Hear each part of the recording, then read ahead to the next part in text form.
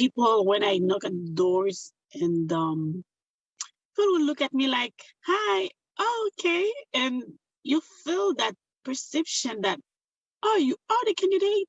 I thought you are the volunteer." Making parliament, legislatures and city councils more reflective of Canada's diversity becomes increasingly difficult when also fighting perceptions and biases of what a political candidate should look like. It even started like being in university. I was in my graduating class, there was probably about 5 women amongst hundreds of men graduating from computer science.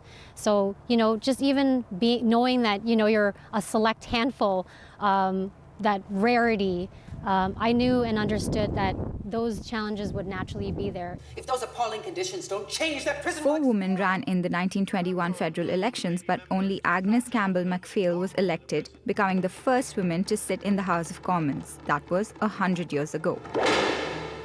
We must celebrate the 1921.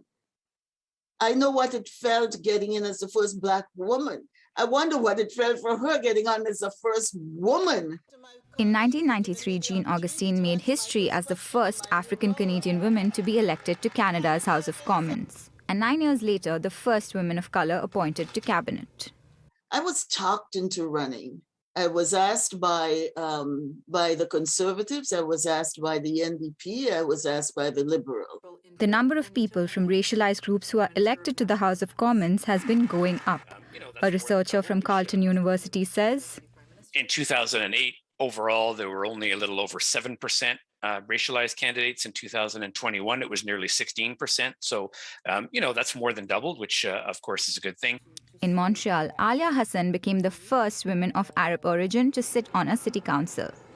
Follow your dreams. Just do it. It's gonna be harsh. It's gonna be very difficult sometimes. You're gonna have mountains to climb, but in the end, you're gonna succeed. And faithfully.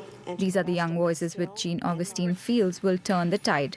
The Order of Canada recipient believes that diversity in politics will only help build a more inclusive community.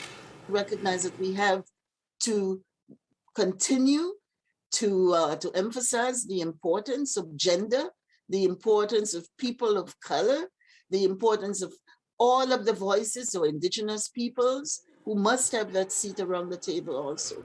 For City News, I'm Nandika Ravi from Omni News.